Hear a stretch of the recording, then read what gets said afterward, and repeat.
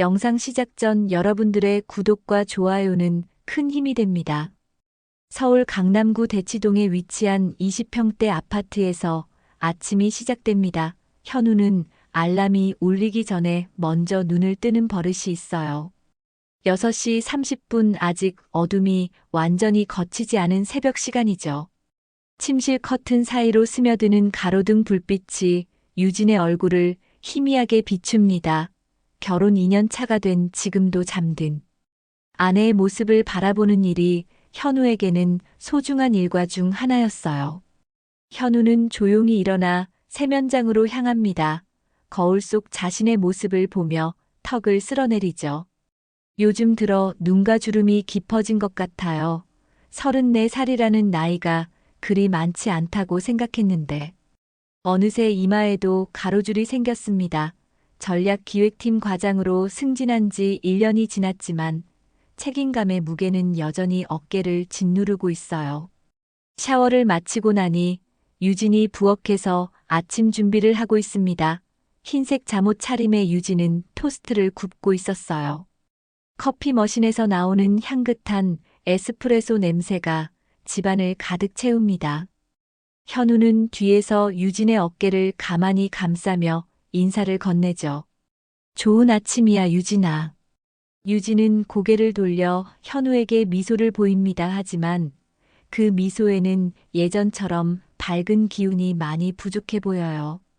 결혼 초기와는 다른 모습이죠. 현우는 그런 변화를 감지하고 있지만 맞벌이 부부의 일상적인 피로 때문이라고 생각합니다.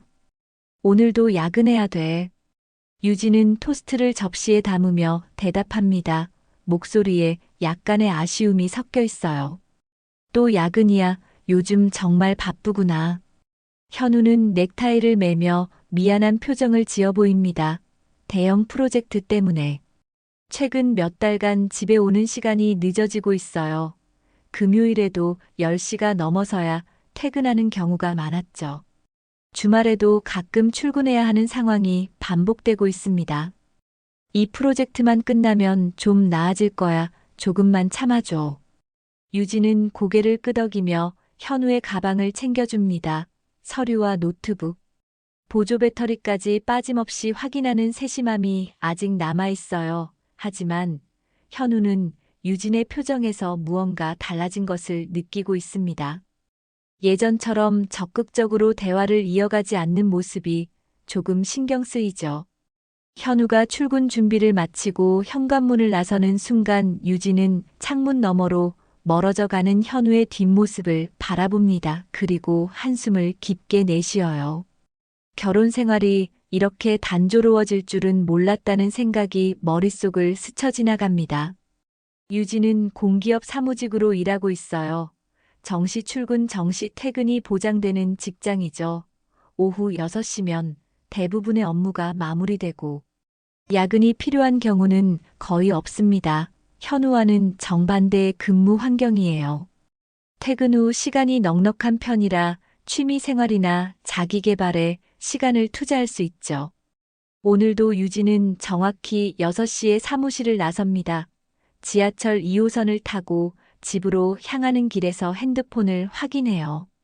현우로부터 온 메시지는 없습니다. 아마 회의 중이거나 바쁜 업무에 집중하고 있을 거예요. 유진은 창밖을 바라보며 생각에 잠깁니다. 집에 도착한 유진은 혼자 저녁을 준비합니다. 현우 목까지 만들어서 냉장고에 보관해 두죠. 언제 들어올지 모르는 현우를 위한 배려였어요. 하지만 최근 들어 현우가 집에서 밥을 먹는 일이 줄어들고 있습니다. 회사 근처에서 동료들과 저녁을 해결하는 경우가 많아졌거든요.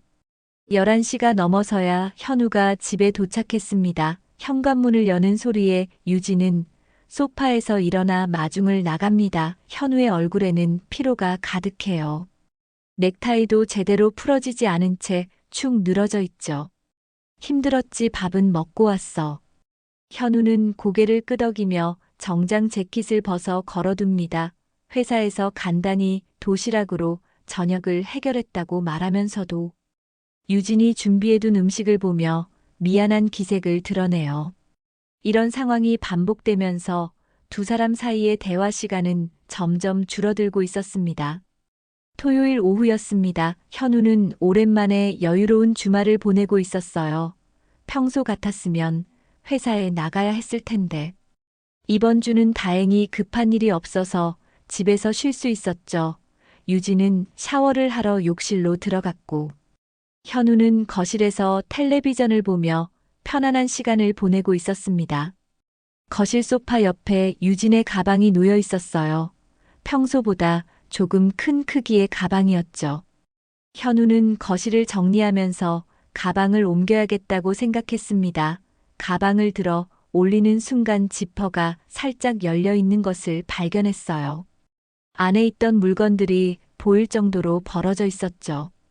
현우는 가방을 제자리에 놓으려고 했지만 열린 지퍼 때문에 내용물이 쏟아질 것 같았습니다. 그래서 지퍼를 닫으려고 했는데 그 순간 가방 안쪽에서 뭔가 익숙한 모양의 포장지가 눈에 들어왔어요. 처음에는 뭔지 몰랐지만 자세히 보니 콘돔 포장지였습니다. 현우는 순간 당황했어요. 결혼한 지 2년이 되었지만 최근 몇 달간 현우와 유진 사이에는 잠자리가 거의 없었거든요. 현우가 너무 바빠서 피곤해하는 경우가 많았고 유진도 별다른 반응을 보이지 않았죠. 그런데 왜 유진의 가방에 콘돔이 들어있는 걸까요? 현우는 손이 떨리는 것을 느꼈습니다. 가방 안을 더 자세히 들여다보니 콘돔이 한 개 더 있는 것 같았어요. 유진의 지갑 안쪽 칸에 조심스럽게 보관되어 있었죠. 현우는 머리가 하얘지는 것을 느꼈습니다. 이런 상황을 어떻게 해석해야 할지 전혀 감이 오지 않았어요. 욕실에서 샤워하는 유진의 콧노래 소리가 들려왔습니다. 평소보다 기분이 좋아 보이는 목소리였어요. 현우는 가방을 원래 자리에 놓고 소파에 앉았습니다. 하지만 텔레비전 화면이 전혀 보이지 않았죠. 머릿속에는 온통 방금 본 콘돔 생각만 가득했어요. 현우는 자신이 잘못 본 것일지도 모른다고 생각해 보려 했습니다. 하지만 분명히 콘돔이었어요. 그것도 한 개가 아니라 여러 개가 있는 것 같았죠. 현우와 유진이 함께 사용하려고 유진이 미리 준비해 둔 것일까요? 하지만 최근 몇 달간 두 사람 사이에는 그런 분위기가 전혀 없었어요. 현우는 가슴이 두근거리는 것을 느꼈습니다. 불안한 생각들이 머릿속을 스쳐 지나갔어요. 혹시 유진이 다른 사람과 만나고 있는 건 아닐까 하는 의심이 들기 시작했죠. 하지만 그런 생각을 하는 자신이 너무 한심하다고 여겼습니다. 유진을 믿어야 한다고 스스로에게 말했어요. 샤워가 끝나고 유진이 욕실에서 나왔습니다. 머리에 타월을 두르고 있는 모습이 평소와 다르지 않았어요. 하지만 현우는 유진을 바라보는 시선이 예전과 달라졌다는 것을 느꼈죠. 의심스러운 마음이 생기면서 유진의 모든 행동이 다르게 보이기 시작했어요. 현우야, 뭐 하고 있었어? 유진은 자연스럽게 물어봤습니다. 현우는 당황해서 제대로 대답하지 못했어요. 그냥 텔레비전 보고 있었어. 현우의 목소리가 평소보다 작게 나왔습니다. 유진은 별다른 반응을 보이지 않고 화장대로 향했어요. 거울 앞에서 머리를 말리기 시작했죠. 현우는 유진의 뒷모습을 바라보면서 복잡한 심정에 빠졌습니다. 혹시 자신이 너무 예민하게 반응하고 있는 건 아닐까요? 유진이 건강을 위해 미리 준비해둔 것일 수도 있고, 친구가 맡겨둔 것일 수도 있어요. 하지만 왜 하필 지갑 안쪽 깊숙한 곳에 숨겨놓듯이 보관하고 있었을까요? 현우는 계속해서 의문이 들었습니다. 그날 밤 현우는 잠을 이루지 못했어요. 유진은 평소와 다름없이 잠들어 있었지만 현우는 천장을 바라보며 온갖 생각에 잠겨 있었죠. 콘돔을 발견한 순간부터 지금까지 계속 머릿속에서 떠나지 않고 있었습니다. 이런 의심을 품고 있는 자신이 한심하다고 생각하면서도 도저히 마음을 가라앉힐 수가 없었어요. 일요일 아침 현우는 평소보다 일찍 잠에서 깨어났습니다. 어젯밤 콘돔을 발견한 충격 때문에 제대로 잠들지 못했어요. 유진은 아직 깊은 잠에 빠져 있었죠. 현우는 조용히 일어나 거실로 나왔습니다. 커피를 한 잔 내려 마시면서 어제 일을 다시 떠올려 봤어요. 현우는 자신이 너무 예민하게 반응하고 있는 건 아닌지 고민했습니다. 하지만 콘돔을 발견한 순간의 충격은 쉽게 사라지지 않았어요. 유진과 현우 사이에 최근 몇 달간 그런 관계가 전혀 없었는데 왜 유진의 가방에 콘돔이 들어 있었을까요? 현우는 의심스러운 마음을 떨쳐버리려고 애썼지만 쉽지 않았습니다. 유진이 늦잠을 자고 있는 동안 현우는 평소에 하지 않던 일을 시작했어요.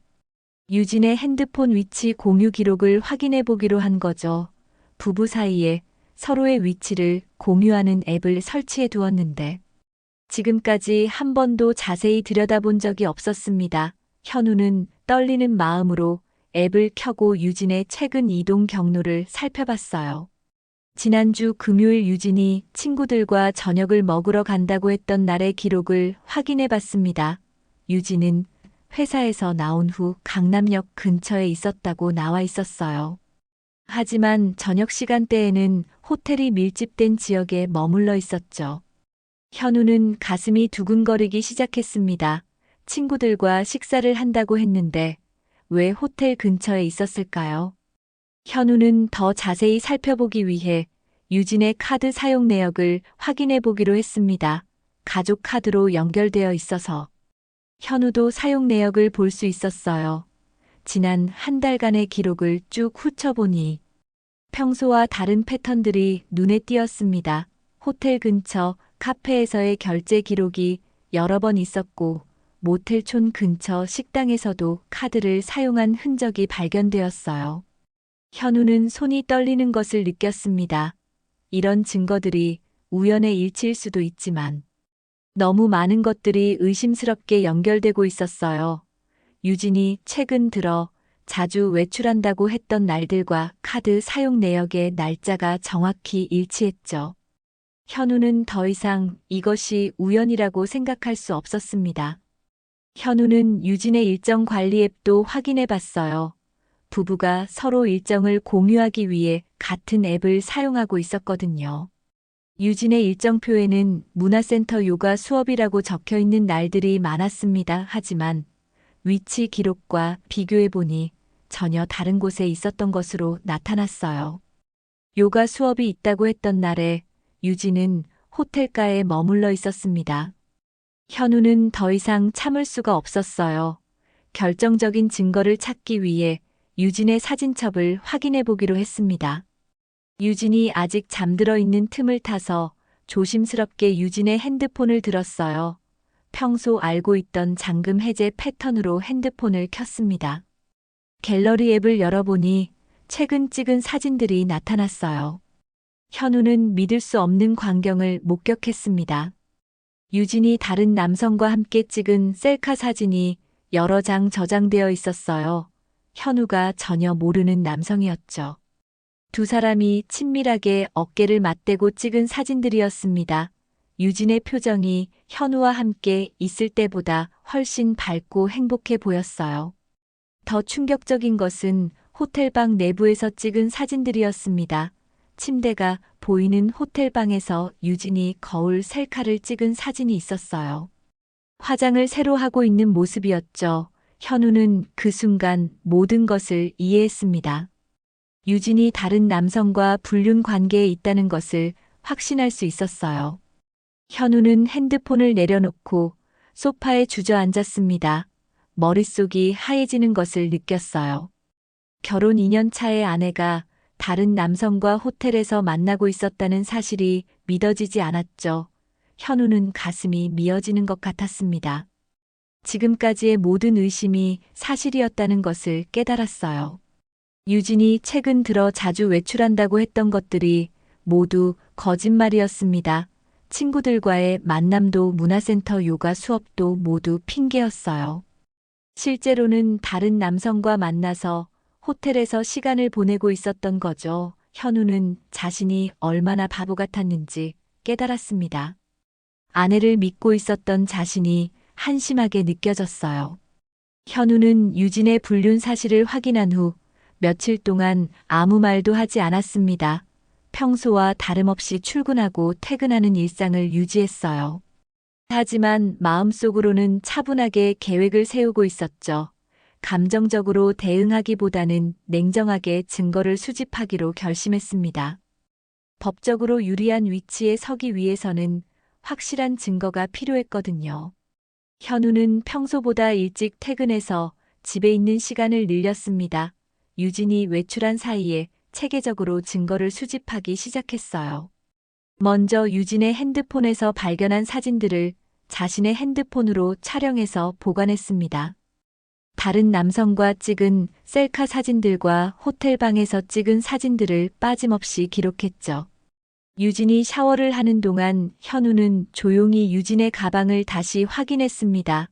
지갑 안에 있던 콘돔을 사진으로 찍어두었어요.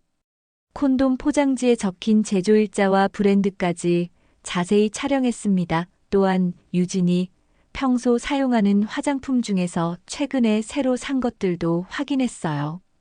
고급 립스틱과 향수가 새로 추가되어 있었죠. 현우는 가족 카드 사용 내역을 월별로 정리해서 인쇄했습니다. 지난 3개월간의 모든 결제 기록을 시간순으로 나열했어요. 특히 호텔 근처, 카페와 모텔촌 근처, 식당에서의 결제 내역을 형광펜으로 표시해 두었습니다. 유진이 친구들과 만난다고 했던 날짜와 실제 카드 사용 장소가 다른 경우들을 별도로 정리했죠. 위치 공유 앱에서 유진의 이동 경로도 스크린샷으로 저장했습니다. 특정 날짜의 위치 기록을 시간대별로 캡처해서 보관했어요. 유진이 말한 일정과 실제 위치가 일치하지 않는 경우들을 명확하게 보여주는 증거였습니다. 현우는 이런 자료들을 체계적으로 정리해서 폴더에 보관했어요. 현우는 또한 유진의 메신저 대화 내용도 확인해 봤습니다. 유진이 잠들어 있는 동안 조심스럽게 핸드폰을 확인했어요. 카카오톡 대화방 목록에서 현우가 모르는 남성 이름을 발견했습니다. 김민호라는 이름이었죠. 대화 내용을 읽어보니 둘 사이의 관계가 명확하게 드러났어요. 내일 또 만날 수 있을까? 오늘 정말 행복했어. 이런 내용들이 주고받아지고 있었습니다. 현우는 가슴이 미어지는 것 같았지만 침착하게 대화 내용을 스크린샷으로 저장했어요. 특히 만남 장소와 시간을 구체적으로 언급한 대화들을 중심으로 증거를 수집했습니다. 일주일 동안 충분한 증거를 수집한 현우는 변호사를 찾아가기로 결심했습니다. 회사 근처에 있는 가정법원 전문 변호사 사무실을 방문했어요. 현우는 떨리는 마음으로 변호사 앞에 앉아 자신의 상황을 설명했습니다. 그리고 지금까지 수집한 모든 증거 자료들을 꺼내 보였죠. 변호사는 현우가 준비한 자료들을 차근차근 살펴봤습니다. 사진 증거부터 카드 사용 내역 위치 기록, 메신저 대화 내용까지 모든 것을 검토했어요. 10분 정도 시간이 지난 후 변호사는 고개를 끄덕이며 현우를 바라봤습니다. 이 정도면 명확한 유책 사유에 해당합니다. 불륜 사실을 입증하기에 충분한 증거들이 갖춰져 있어요. 변호사의 말을 들은 현우는 안도감과 동시에 복잡한 감정을 느꼈습니다. 자신이 수집한 증거들이 법적으로 유효하다는 것을 확인했지만 동시에 이혼이라는 현실이 더욱 가깝게 느껴졌어요. 변호사는 계속해서 설명을 이어갔습니다. 부인의 불륜 사실이 명확하므로 위자료 청구와 재산 분할에서 유리한 조건을 받을 수 있을 것 같습니다. 상간남에 대한 손해배상 청구도 가능하고요. 현우는 변호사와 함께 이혼 절차에 대해 구체적으로 상의했습니다. 조정을 통한 합의 이혼을 먼저 시도해보고 그것이 불가능하면 재판으로 진행하기로 했어요. 현우는 가능한 한 빨리 이혼 절차를 진행하고 싶다고 말했습니다. 더 이상 유진과 같은 집에서 생활하는 것이 힘들었거든요. 변호사는 현우에게 이혼 소장 작성을 위한 추가 서류들을 요청했습니다. 혼인신고서 등본과 재산, 목록 등이 필요했어요. 현우는 모든 서류를 빠르게 준비하겠다고 답했습니다. 이제 더 이상 망설일 이유가 없었어요. 유진의 배신에 대해 법적으로 대응할 준비가 모두 완료되었습니다.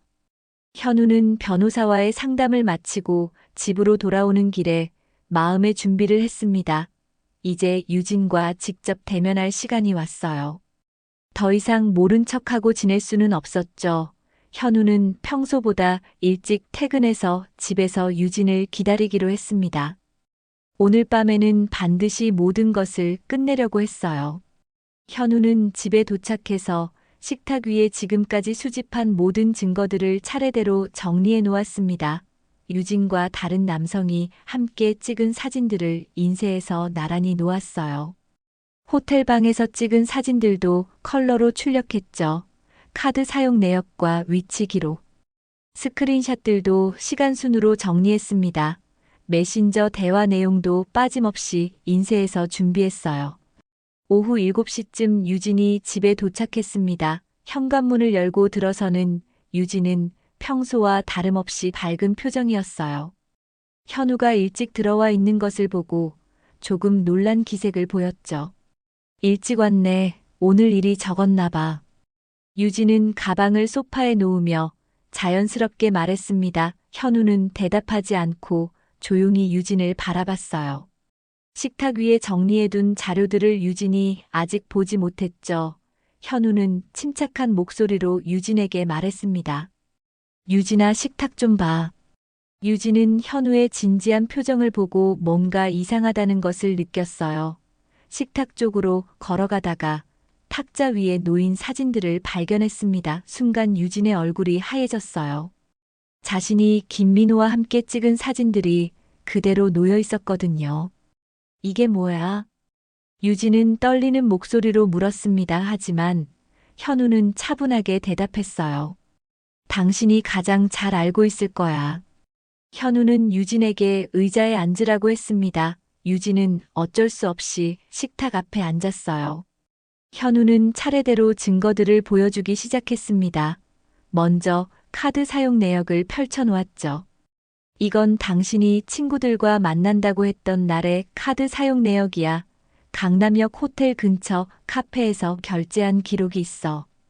유진은 아무 말도 할 수 없었습니다. 현우는 계속해서 위치 기록을 보여줬어요. 이건 당신의 위치 기록이야. 요가 수업이 있다고 했던 날에 당신은 모텔촌에 있었어. 유진의 손이 떨리기 시작했습니다. 현우는 마지막으로 메신저 대화 내용을 보여줬어요. 김민호와 주고받은 친밀한 대화들이 고스란히 인쇄되어 있었죠. 그리고 이건 당신이 김민호라는 사람과 나눈 대화야. 내일 또 만날 수 있을까? 오늘 정말 행복했어. 이런 내용들이 있더라. 유진은 더 이상 변명할 수 없다는 것을 깨달았습니다. 모든 증거가 명확하게 드러나 있었어요. 현우는 조용히 기다리고 있었죠. 유진이 뭔가 말하기를 기다리고 있었습니다. 유진은 고개를 숙이고 한참 동안 침묵했어요. 그러다가 작은 목소리로 말하기 시작했습니다. 미안해. 현우는 유진의 사과를 들었지만 마음이 전혀 누그러지지 않았어요. 오히려 더 화가 났죠. 미안하다고 해서 끝날 문제가 아니야. 유진은 울먹이기 시작했습니다. 그리고 자신의 행동에 대해 변명하려고 했어요. 당신이 너무 바빴고 외로웠어. 우리 사이에 대화도 없었고 집에 혼자 있는 시간이 너무 길었어. 현우는 유진의 말을 끝까지 들었습니다. 하지만 그런 핑계가 불륜을 정당화할 수 없다는 것을 분명히 했어요. 그게 당신이 다른 남자와 모텔 가는 이유가 될 순 없어. 현우의 목소리는 단호했습니다. 유진은 더 이상 할 말이 없었어요. 현우는 계속해서 말했습니다. 나도 바빴지만 다른 여자와 만나지 않았어. 힘들다고 해서 결혼 서약을 어겨도 되는 건 아니야. 유진은 계속 울고 있었지만 현우는 마음을 굳혔습니다. 이미 변호사와 상담도 마쳤고 이혼 절차를 진행하기로 결심했어요. 나는 이혼할 거야. 그리고 김민호에게도 책임을 물을 거야. 현우의 말을 들은 유진은 더욱 격하게 울기 시작했습니다. 하지만 현우는 더 이상 동정심을 느끼지 않았어요. 배신당한 마음이 너무 컸거든요. 현우는 유진과의 대화를 마친 다음 날 바로 변호사 사무실을 찾아갔습니다. 더 이상 지체할 이유가 없었어요. 유진이 자신의 불륜 사실을 인정했으니 이제 법적 절차를 진행할 수 있었죠. 현우는 변호사와 함께 이혼 소장 작성을 시작했습니다. 유진의 불륜 사실과 수집한 모든 증거들을 빠짐없이 기재했어요. 변호사는 현우에게 상간남에 대한 정보도 더 자세히 알아보라고 조언했습니다. 김민호라는 이름 외에는 아는 것이 별로 없었거든요. 현우는 유진의 대학교 동문 명단을 찾아봤습니다. 유진이 다닌 서울 소재대학교 경영학과 동기 중에 김민호라는 이름이 있었어요. 현우는 그것이 바로 유진과 불륜 관계에 있던 남성임을 확신했죠. 김민호에 대한 추가 정보를 찾기 위해 현우는 인터넷 검색을 해봤습니다. 소셜미디어에서 김민호의 프로필을 발견할 수 있었어요. 33살이고 중견기업에서 마케팅 업무를 담당하고 있었습니다.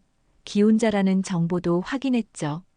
현우는 김민호도 결혼한 상태에서 유진과 불륜 관계를 맺었다는 사실에 더욱 분노했습니다.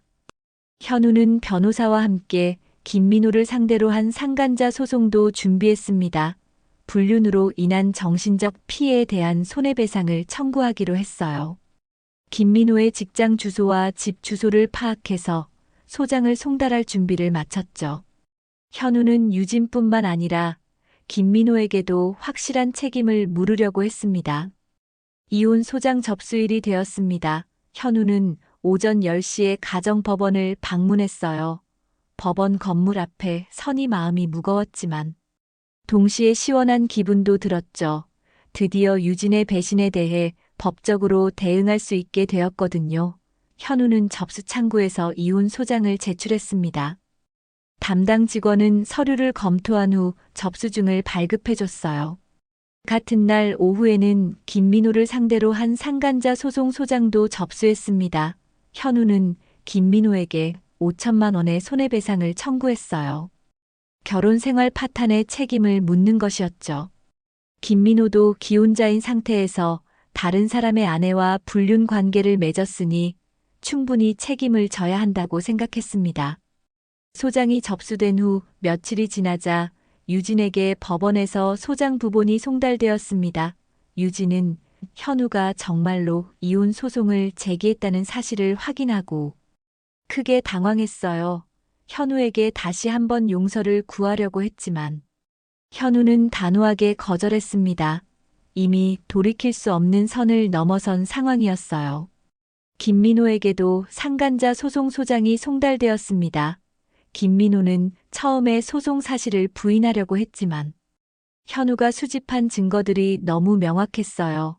사진과 메신저 대화 내용, 위치 기록 등 모든 것이 불륜 사실을 입증하고 있었죠. 김민호는 변호사를 선임해서 대응하겠다고 했지만 승산이 없다는 것을 스스로도 알고 있었습니다. 첫 번째 조정기일이 열렸습니다. 현우와 유진은 가정법원 조정실에서 만났어요. 조정위원들이 중재를 시도했지만 현우는 조정을 통한 합의에 관심이 없었습니다. 유진이 위자료를 지급하고 재산 분할해서 양보하겠다고 했지만 현우는 재판으로 가겠다고 고집했어요. 확실하게 유진의 잘못을 법적으로 인정받고 싶었거든요. 김민호와의 상간자 소송도 비슷한 과정을 거쳤습니다. 김민호는 처음에 불륜 사실을 부인했지만 현우가 제출한 증거들 앞에서 더 이상 변명할 수 없었어요. 특히 유진과 함께 찍은 사진들과 친밀한 메신저 대화 내용은 부인할 수 없는 증거였죠. 김민호의 변호사도 합의를 권유했지만 현우는 재판으로 가겠다고 했습니다. 재판이 시작되었습니다. 현우는 법정에서 유진의 불륜 사실을 차근차근 입증해 나갔어요. 수집한 모든 증거들을 법정에 제출했죠. 사진 증거와 카드 사용 내역 위치 기록, 메신저 대화 내용 등이 모두 유진의 불륜을 뒷받침하고 있었습니다. 유진의 변호사도 이런 명확한 증거들 앞에서는 제대로 된 반박을 할 수 없었어요. 재판부는 현우가 제출한 증거들을 충분히 검토했습니다. 유진의 불륜 사실이 명백하게 입증되었다고 판단했어요. 김민호와의 상간자 소송에서도 마찬가지였죠. 두 사람의 불륜 관계가 명확하게 드러났으니 김민호도 손해배상 책임을 져야 한다고 결론지었습니다. 판결이 나왔습니다. 법원은 현우의 손을 들어주었어요. 유진의 불륜으로 인한 이혼이 인정되었고 유진은 현우에게 3천만 원의 위자료를 지급하라는 판결을 받았습니다.